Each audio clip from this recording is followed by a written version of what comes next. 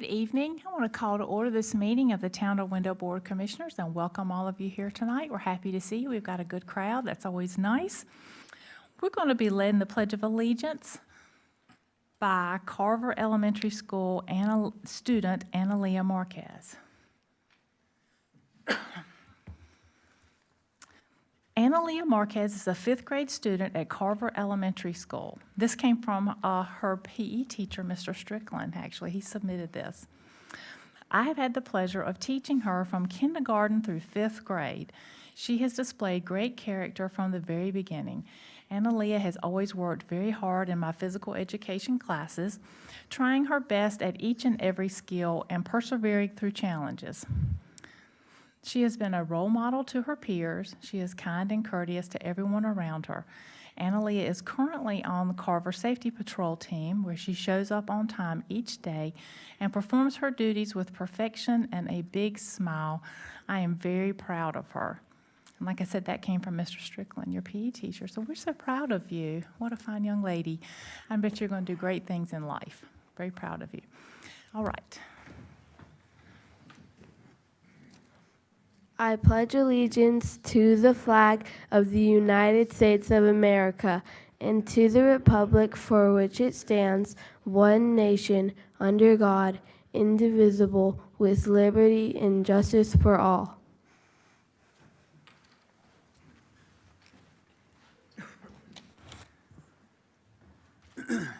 Thank you. Our invocation tonight is from the Wendell Council of Churches. We're going to hear from Karen Marsh from Covenant Presbyterian Church. Is she here? All right, I don't see her. Can I possibly coax Commissioner Deloach? Be happy to, Mayor. Thank you. Let's pray. Heavenly Father, thank you for this day. Thank you for this wonderful community and the individuals here.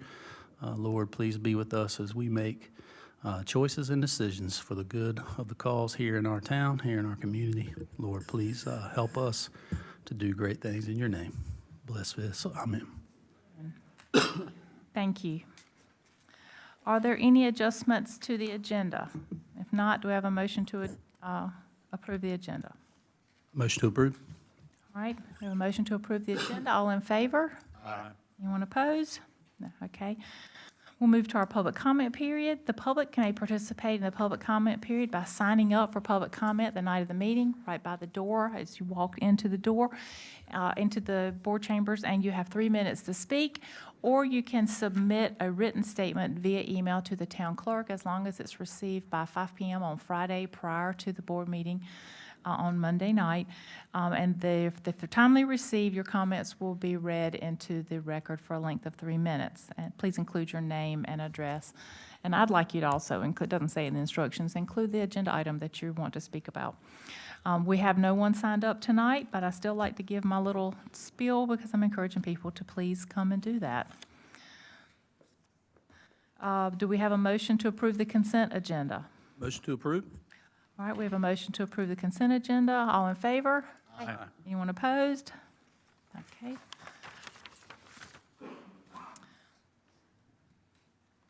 Section 4, recognitions, reports, and presentations.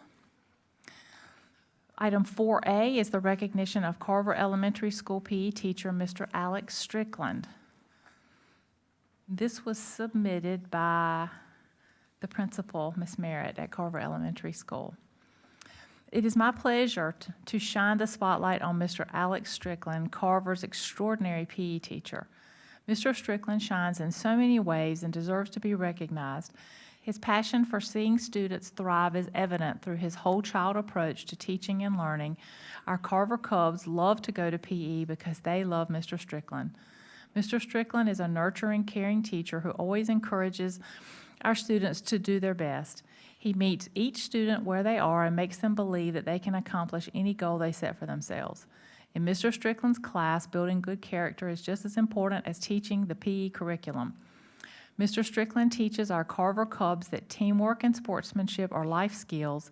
Be kind to one another is an expectation in his class. Mr. Strickland strives every year to be more creative in his teaching. He is always open to trying new and innovative ways to teach, and his efforts to integrate our school improvement goals during PE is commendable. Mr. Strickland's enthusiasm and positive attitude is contagious. Mr. Strickland is the epitome of a team player, and he is adored and respected by the Carver community. That's very nice, isn't it? Yes, very. Well, there's more. Here are what some of your colleagues said about you. Mr. Strickland is dedicated to the families of Carver and has taught at the school for 10 years. He builds quality relationships with students, helps them meet their fitness goals, and is a true motivator. Mr. Strickland always makes himself available to help all staff, whether the need is big or small. He is creative in finding ways to expose students to new fitness activities by bringing new resources and programs to Carver, such as First Tee and a balance bike program. Alex Strickland builds relationships with students at Carver, and the students love him. In addition, Alex has supported students in need of a male mentor during his planning and lunch times. And here's the last one. Mr. Strickland engages our fifth graders by allowing them to choose warm-up songs and lead exercises. He encourages students to train and run the mile with determination. In his eyes, all students show success and better their physical performance with each new day that they try. Thank you for supporting our students, Mr. Strickland. Well, that's very, very nice from the principal and also from your colleagues. It says a lot about a person that their co-workers would speak so highly of them. So we're so proud to have you here in Wendell. And we wanted to have you here and recognize you and thank you for all you do for our kids in Wendell, for our little kids. Yes. Wendell is a great town to work in, and Carver is a great school to be at to work. Well, thank you. We're happy to have you.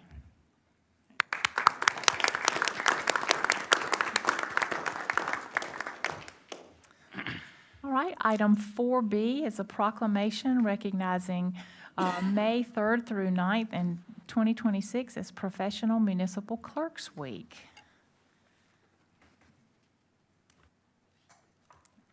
Let's see here.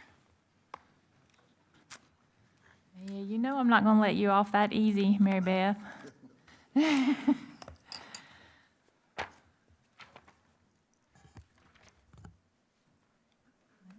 it.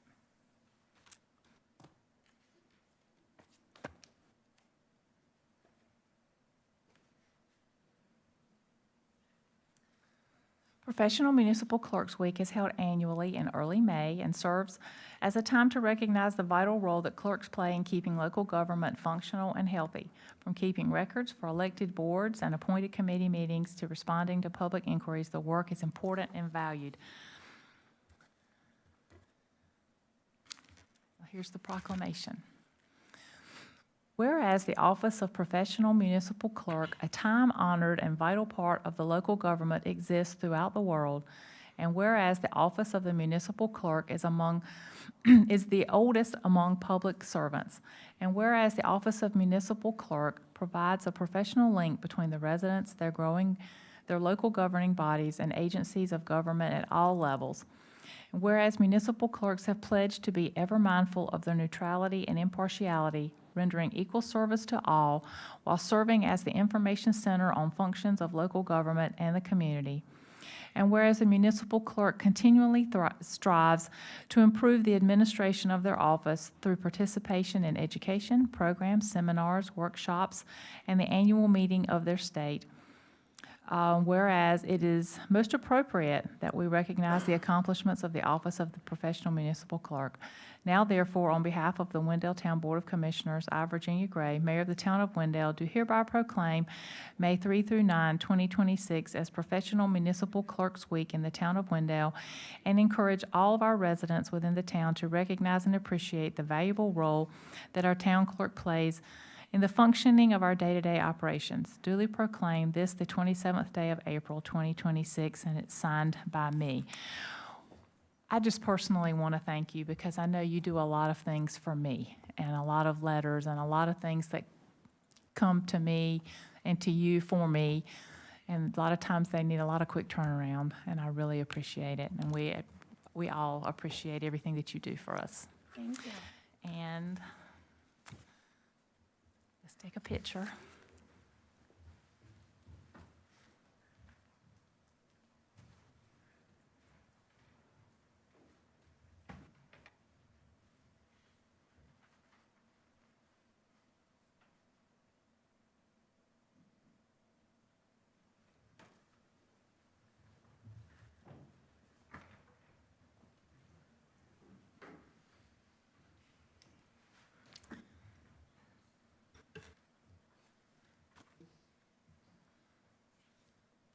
Item 4C is a proclamation recognizing May 10th through 16th, 2026 as National Police Week and May 15th specifically, 2026, as Peace Officers Memorial Day. Let's see, National Police Week and Peace Officers Memorial Day are held nationally in May every year, usually the same week. These recognitions are to honor the service and sacrifice of law enforcement and all that they do to keep our communities safe while paying tribute to those who have fallen in the line of duty. We're happy to have you here to represent that group tonight, Chief. So, whereas there are more than 800,000 law enforcement officers serving in the communities across the United States, including the dedicated members of the Wendell Police Department, and whereas since the first recorded death in 1786, there are currently more than 24,000 law enforcement officers in the United States who have made the ultimate sacrifice in the line of duty. Whereas the names of these dedicated public servants are engraved in the walls of the National Law Enforcement Officers Memorial in Washington, D.C., and whereas the service and sacrifice of all officers who have fallen in the line of duty will be honored during the National Law Enforcement Officers Memorial Fund's 38th Candlelight Vigil on May 13th, 2026. And whereas the Candlelight Vigil is part of National Police Week, which will be observed this year from May 10th through May 16th, as a time to recognize and honor our police force. And whereas May 15th is designated as Peace Officers Memorial Day in honor of all fallen officers and their families, with United States flags flown at half-staff. Now, therefore, on behalf of the Wendell Town Board of Commissioners, I, Virginia Gray, Mayor of the Town of Wendell, do hereby proclaim and observe May 10th through 16th, 2026 as National Police Week, and do hereby observe May 15th, 2026 as Peace Officers Memorial Day in the Town of Wendell, and encourage all residents within the town to recognize and appreciate our incredible police force and the work they do every hour of every day to keep our community safe while reflecting on the sacrifices of those who have fallen nationwide. Duly proclaimed this the 27th day of April, 2026, and it's signed by me. So we just wanted to have you here and recognize you for all that you do, and hope you will pass that along to the rest of the Wendell Police Department. Well, thank you very much, and You're appreciate the welcome. support, especially recognize this important week. It's important. Let's take a picture.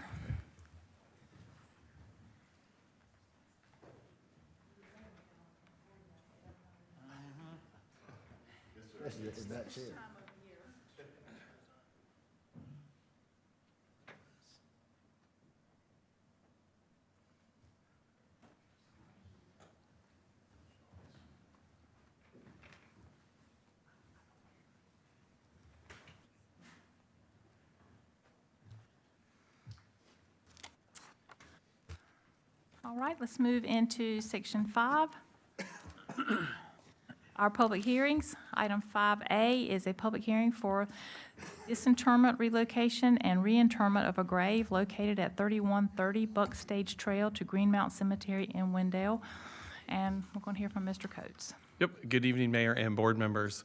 Our request tonight is that you hold a public hearing and make a decision on the request for the grave located at 3130 Buck Stage Trail. The applicant is requesting that be moved to Greenmount Cemetery. So just to give you a little background, the petition is to move the grave is submitted by Ellen Turco of Richard Grubb Associates, who is here on behalf of Meritage Homes that owns the property that's being constructed for a neighborhood. Purpose of the petition is to remove the remains of Leonard Rhodes within the grave from the parcel that you see referenced at 3130 Buck Stage Trail, and to reinter Mr. Rhodes in Greenmount Cemetery in Wendell, where he will have perpetual care. The actual number of graves, we've only done 2 of these since I've been here in I think 7 years. The other one was at Wake Tech's campus. And to give you a little background, that we always have a disclaimer of they may think that there is just Mr. Rhodes. There could be some other graves on site, and that is what could occur at every kind of grave removal. There may not be markings. In some cases, what you see in the report from this is an actual headstone. We don't always have that in some of these cemeteries. They were buried by family members many years ago. There may not be any information on who they are. In this case, there was. So We like to say the actual number of graves at this location cannot be fully determined until site work begins. The petitioner does indicate that the removal of the cemetery is necessary to accommodate construction of the Marshburn Manor development and to provide better protection of the remains by relocating them to a perpetual care cemetery. State law requires that the town of Wendell hold a public hearing when graves are proposed to be removed by a party other than next of kin. Under the general statute, any grave that's disinterred is required to be reinterred in a suitable cemetery. Typically, many places will offer them to get moved to Oakwood or other cemeteries. In this case, Mr. Rhodes was identifiable and was a Wendell resident, and so their proposal is Greenmount.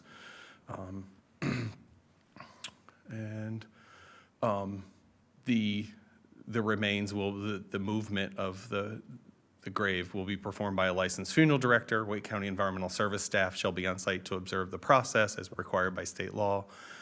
Funeral director or petitioner shall be required to file a removal of grave certificate with Wake County Register of Deeds after the work is completed in order to document the relevant facts of the disinterment and reinterment. North Carolina general statute requires the petitioner provide a 30-day written notice to next of kin. In the packet you received, the petitioner placed a legal ad for 4 consecutive weeks in the NNO and did attempt to notify any next of kin. There was a list provided. The legal notices did run in August of 2025.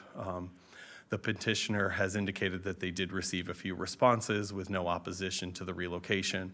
Additionally, the town of Wendell planning staff did post public hearing notification signs along Marshburn Road, and we also ran 2 public hearing notices in Wake Weekly, April 17th and 24th. In addition to the legal notice, as I mentioned, the 22 individuals that the applicant identified who are potentially related to Mr. Rhodes were notified with a letter. The applicant can provide any details about conversations they had and things like that, where the town is not involved in that part of the process. I will say the petitioner has fulfilled their requirements by state law, and it is up to you all to grant the movement of the grave. The applicant is here, Ellen Turco, can field any questions that you have. This is a public hearing, and so you can open the public hearing up for people to speak as well. All right, let's open the public hearing. Any questions from the board? We'll start there. Okay. All right, well, does the applicant have a presentation? They'd like to, They don't have a presentation. They can field any questions that you have. Again. all right, are there any questions for the applicant? Okay. All right. Well, let's see about the citizens. Are there any citizens here who would like to speak? I'm for or against this project, this development? Yes, ma'am.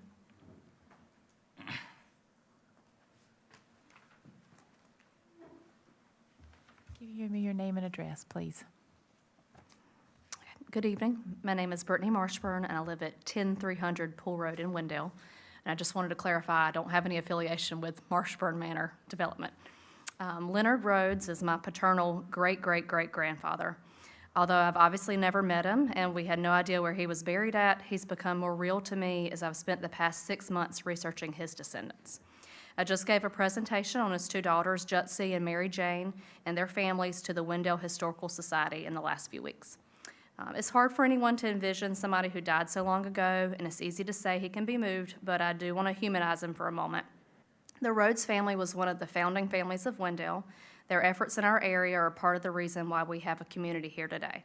Leonard was a son, husband, and father. He passed away in 1862 at only around 31 years old. We don't know what happened to him, whether it was related to the war or perhaps a terrible farming accident, but regardless, this would have been a great tragedy for his family.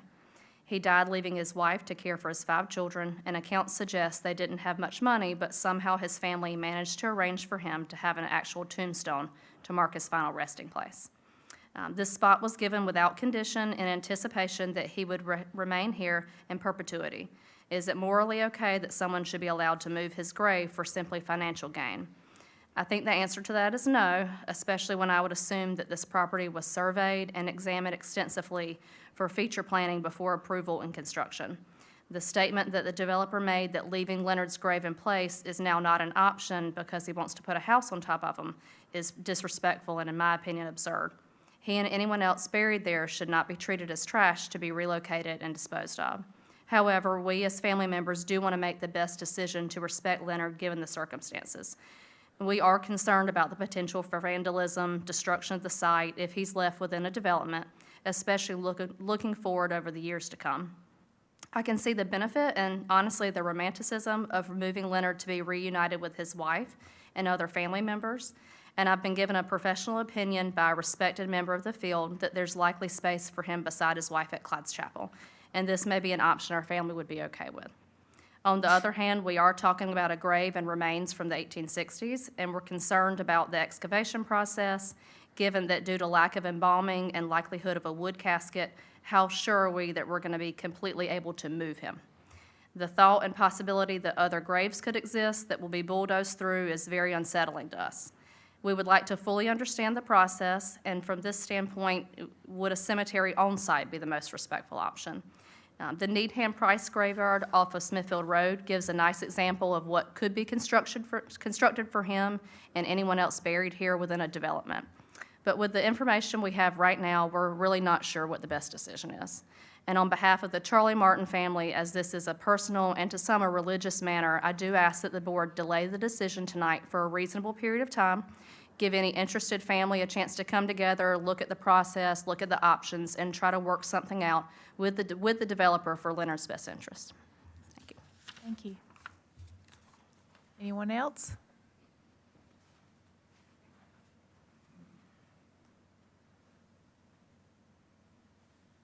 Okay. Are there any questions from the board? Yeah, I think mine's probably a combination of comments and questions and just thoughts. Hadn't had to do one of these before, so this is, every once in a while I get to learn a new thing in town government. A lot more than every once in a while, probably. But while I hadn't been involved with a issue like this on the board, I do sort of am vaguely familiar with the concept, just professionally, and but not at this level of detail. So maybe my questions, it's one of those things where you know just enough to be dangerous. That's usually where I end up. So feel free to correct or provide additional information anytime. I think there will be a point where there's some questions.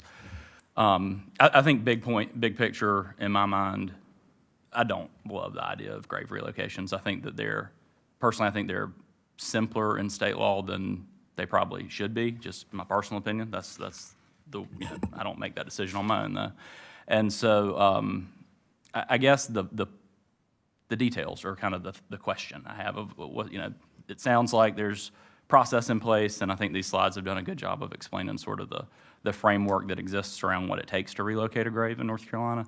But then what that looks like in practice, once dirt starts getting moved, people start getting moved, I think it's a place where good intentions and good process can go off the rails if we're not all on the same page really clearly about what the plan is. So I think that first, the report was great, very comprehensive, really appreciated it. I learned a lot. Just personally, outside of this, I thought it was an interesting report, but also told me a lot about this particular piece of property and Mr. Rhodes' burial. I think I'm,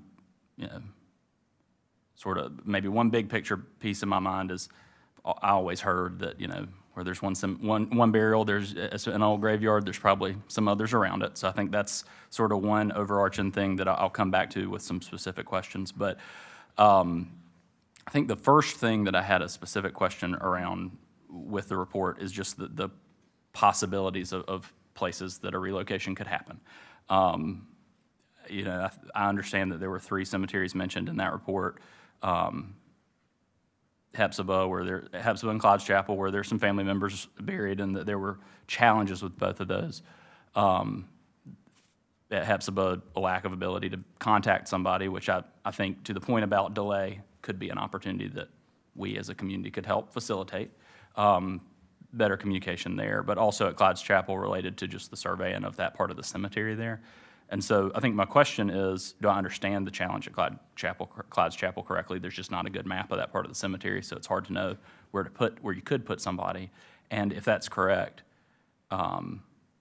would a GPR approach or something like that, is that the kind of thing that ever happens in this, to like go look for a spot in more detail than I guess has been able to be identified with the paper record? Sure. Thank you for your questions. Again, I'm Ellen Turco, and I did not write the report, but I work in the North Carolina office of Richard Grove and Associates. So I'm here, just to talk about the process tonight. Great question. Are there additional graves there? We don't have that answer now. What is the likelihood of that? It's probably pretty high. Typically, we don't see one individual person. It's not impossible, but I would fully expect if you were to grant the request that we would be prepared to move as many as 15 or 20. I mean, I've seen that. We're working on one in Wilkes County this week where there was one burial marked, and, we're still relocating those graves, and I think there's going to end up being about 20 of them. So there are always surprises. We never really know exactly what we're dealing with. So I think that means that we want to be really prepared, regardless of what you decide tonight or what the family decides that they want to do, is that we need to know if they are to be relocated, that cemetery has the capacity to take multiple sets of remains. Because we don't recommend splitting them up if they're all together on this parcel now. We'd like to keep them together. One of the benefits of Greenwood is it Greenwood? Greenmount, sorry. Got my greens mixed up. Is that I know there's a significant amount of room there so that we could keep that same arrangement. Whereas if they go to Hepzibah or Clyde's Chapel, potentially it might mean putting folks in a different areas of the cemetery. The families might be comfortable with that, and in which case we're comfortable with it too. But just kind of things to think about that when it comes to time to actually relocate them, we need to already have that plan in place. That's very helpful. I think, and it's a great segue sort of to my second group group of questions, is related to the process itself, regardless of where relocation is happening to. Talk me through what this looks like. Is it a let's disinter the one marked, and this may be that, again, I know just enough to be dangerous. I know there's different laws for marked graves and unmarked graves that you inadvertently discover. Mm-hmm. And so I guess the worst case scenario that I come up with in my mind is that you relocate the one marked grave, period. That, check, that project's done. And then construction starts, and it's sort of up to the people working on the project to keep an eye out and see if they notice anything else through the project. And if they do, then stop and go through the unmarked human burial process, which is a whole separate thing. Is that the case, or is it more what it maybe sounds like you're alluding to with a different project that you're working on, that there is some level of investigation that happens during the relocation? So the best way to identify unmarked graves is to remove the topsoil and look for the top of the grave shaft. So that's what we do. So we have one grave, Mr. Rhodes, we know that he'll be relocated. We'll start there. And then we start, after he's relocated, after we excavate that grave shaft, then we would have a backhoe type machinery that's operated by the funeral director that we use. So he's very careful. And then we look for more grave shafts, and every time we find one, then we keep clearing. So we'll wind up clearing a fairly large area to make sure that we're not leaving anyone behind. That's helpful, and you're doing great segues. We didn't practice this, but you're to the point about the people that are involved. So I mean, again, what are those worst case scenarios? What do things really look like on the ground? Can imagine a backhoe turning some dirt, and then we see what's there. That's sort of worst case scenario versus sort of what you alluded to with a funeral director. You're dealing with someone who deals with graves for a living and is familiar with the concept and how to handle them in maybe a more precision-like way. And I guess my question related to this particular proposal is, I know state law, I don't think requires an archaeologist or a historic preservation professional to be part of the process. Is that contemplated for this? So how we handle it with my company is that the funeral director that we use is approved by DOT, because DOT relocates a lot of graves, so they have a list of folks that they work with. And we also are required to have the public health representative on staff. And then we have our archaeologist there as well. This particular funeral director we have worked on multiple projects with him, so we're confident in his abilities, and we have the archaeologist standing there, at all times, sort of monitoring and taking notes. And we do a final report after it's done that sort of summarizes everything that's happened. And then there's the relocation of grave certificate, which is required in the state law, and that has to be filed with the Register of Deeds office. I will also say that this is not a closed process. People or family members and whoever are happy, they can come and observe if they want to do that. It's not as dramatic as like you would think from like some of the TV shows or something. It's a very sort of respectful, calm process. That's helpful, thank you. And I think the last question may be more of a Meritage question, but either one of y'all feel free to take it and run with it. What happens if we don't approve this? What does it look like if this That I grave can't stays answer in for you, place? so. You come up.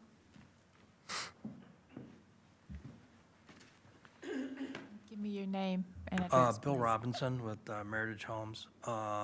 If it's not approved, then the gravesite will have to stay, and we'll have to work around it. Okay, thank you. I think where I'm at personally then is sort of, I like the idea of waiting a little bit to try to find a resolution that everybody's on the same page with, assuming that feels like a possibility. So there's part of me that's kind of, maybe that should have been my real last question, is like, does it feel like it's worth trying to talk a little bit more and get everybody on the same page about, everybody at least that's in this room on the same page about an option that's the most agreeable versus just, I don't know that I'm prepared to vote yes tonight, I guess is maybe where I would just transparently say that I am, and I'm interested in the idea that maybe there's some additional conversations that could happen with some family stakeholders to identify a either version of this proposal or an alternate relocation proposal that achieves everybody's shared goals. Yeah, we'd be open to that. Yeah, I was just going to kind of echo that. This is such a deeply personal issue, right? I feel uncomfortable making a decision on whether or not somebody's family and loved ones should be removed and replaced, especially considering for what reason, right? So I personally would like to see this get a little bit more research, to get, allow the space for this to happen in a timeline that the family and relatives are comfortable with making those decisions, right? I definitely do not feel comfortable identifying a place where remains would be moved to without the family being fully comfortable in that sense. So for that reason, I would say this should probably delay if possible. Anyone else from the board? I have a variety of things that I could say, and for the bulk of my life, I have always weighed the good of the many over the few of the one, but in this case, it would give me pause. And sometimes the strength of a community is judged on how well it protects the one. So with that, I'm going to make a motion. Well, wait a minute. Oh, I'm sorry. Let everybody. We can speak on a motion, though. I'll make it speak. Well, hold on. Did y'all, anyone? A couple things I'd like Okay. to ask. So I guess kind of in that same lane, you talked about when we start the process, we kind of do a sweep from there. If we find something else, we kind of do a sweep from there. What's stopping us from doing that sort of proactively now and not really understanding that process? What kind of distance is that? Is that, we go 10 feet, we go 50 yards? Does that make sense? Like, Yeah, I mean, usually the graves are relatively, you don't typically have a really long distance between two. So we would, I think Jason typically, will go another, it's machinery, so it's not hard to do things fairly quickly. So he would probably, clear a significant area, you know, exactly how much between each grave shaft, I couldn't tell you, but, you know, probably 20 or 30 feet, just to make sure. And that part's probably less relevant than what's stopping you from doing that proactively up front. We could do that, and then you see the top of the grave shaft, and you just cover it back up and kind of step back, and everyone could make a decision. There's also ground penetrating radar that we can do, that can tell you where there's grave shafts. It can also tell you where there's tree roots and lots of other confusing things. So it's a good sort of tool to give you an idea if there's more graves. Will it tell you exactly how many? No, but you wouldn't know exactly how many until you remove the topsoil. Yeah. So those things are possible. Yeah, and I understand you're doing what you need to do to and I won't say check boxes, but there's a process that Yeah. you have to go through. We're making sure that our client complies with the law. You're doing what you need to do for the process. Then it becomes a very human thing, and we've got folks involved, and, you know, Brittany's on this list, and so she's, you know, made her comments known. So I guess for me, I'm more of I understand we want to figure it out. Can we be a little more proactive so we're not, if we're okay with one person going to Clyde's Chapel, but then all of a sudden, hey, we've got 15 or even 5, they don't have space for that, that kind of changes the dynamic in my mind. So can we be more proactive to determine, hey, there's a 90% chance that there's 3 or 10, or there's a 70% chance that there's this one person. That's kind of where I am, and I don't really know what a reasonable amount of time looks like for this kind of process, because I imagine when you're dealing with this type of thing, it's like we can't have this conversation and you make a phone call tomorrow and start working on it. I don't imagine, but maybe you can. We could probably do some more investigation within the next few weeks. Okay, and I asked that from how much time do we need if we push it out to try to figure it out better? Is that a 30-day thing? Is that a 90-day thing? 30. Okay. Do we need to put a timeline on it? We do? Yeah. Okay. And I'm asking this because just to try to help facilitate it and understand it a little better, but I feel like, and not trying to tell you what to do, but being a little more proactive, I think, is helpful. That's just my personal opinion. Well, I think I would add on to that, or sort of echo it, just by saying, I mean, I showed my cards to start with by saying that the idea of grave relocations is the kind of thing that gives me pause a little bit, big picture, hence the questions.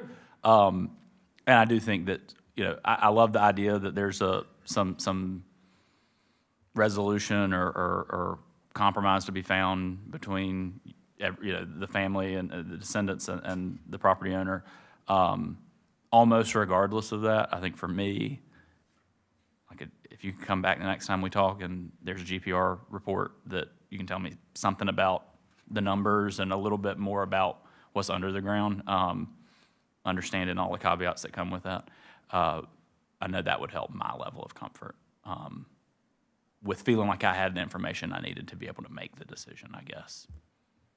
Yeah, and one more question on my behalf. Who pays for this? Yeah. Okay. So there's no expense to the family. Removal Yeah. and internment? 100%, Okay. yes. All costs Yeah. are borne by us. Okay.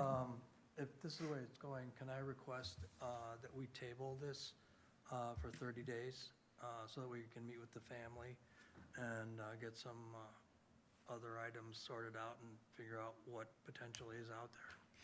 What we probably need to do is just finish our public hearing, because that's a procedural thing, and then we will set a date certain 30 or 60 days in the future to come back for, Mayor, I was actually going to suggest you leave the public hearing open. leave it open. Okay. Since the board wants additional information, I would suggest And that would leaving be it part of the open. public hearing. Okay. Yes, ma'am. May 25th, Mayor, is our second May meeting.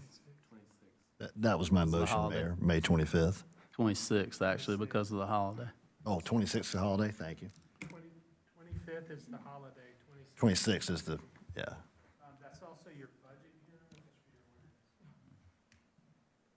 But hopefully by then, we'd have good communication with the family, and I would feel much more comfortable if they were happy.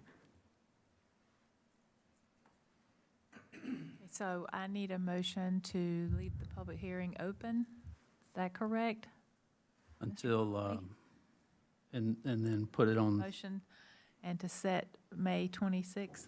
okay, Madam Mayor, I'll make a motion, if we're ready for that. Yeah, go ahead. I'll make a motion to leave the public hearing open, and we will add this to our May 26th agenda. All right, so we have a motion to leave the public hearing open so we can receive some more information, and we're going to set this for decision on May 26th. Is there any discussion on the motion? All in favor? Aye. Anyone opposed? No. All right, thank y'all. Thank you.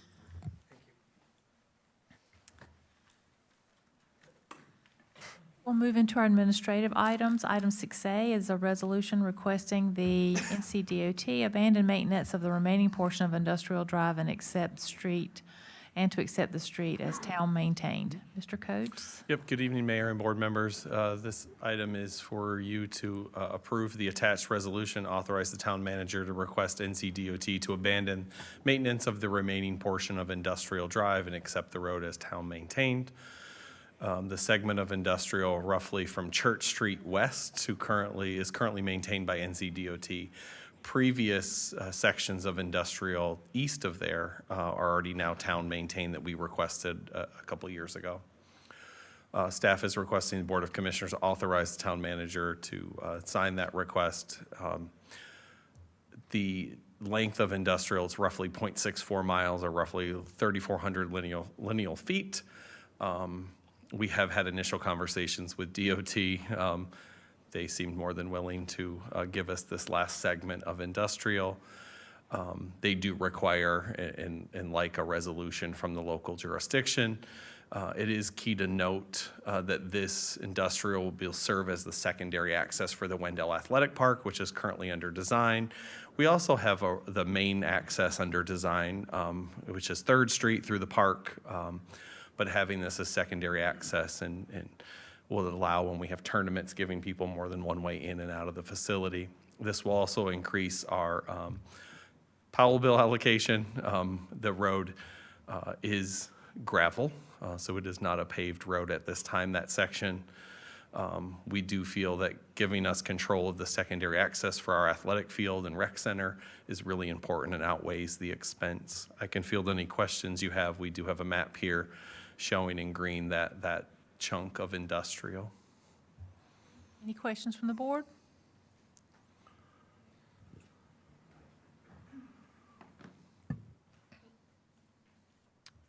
Madam Mayor, I'll make a motion to approve the attached resolution, authorize the town manager to request NCDOT to abandon maintenance of the remaining portion of Industrial Drive and accept the road as town maintained. All right, thank you. We have a motion to approve the attached resolution and authorize the town manager to request NCDOT to abandon maintenance of the remaining portion of Industrial Drive and accept the road as town maintained. Is there any discussion on the motion? All in favor? Aye. Anyone opposed? All right.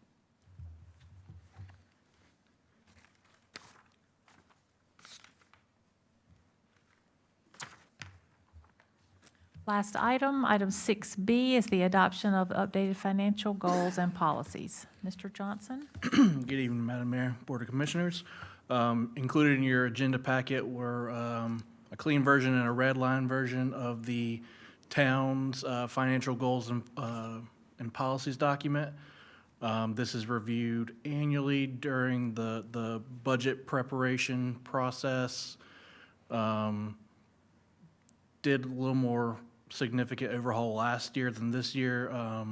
The two kind of, I wouldn't even call them major, but the more prominent changes were just recognizing the addition or the creation and the addition of the Solid Waste Enterprise Fund as a business-type fund, breaking that out of general fund operations, as well as just clarifying and adding some footnotes and references of any statutes or GFOA best practices, just to acknowledge that. Happy to answer any questions at this time. Anything from the board?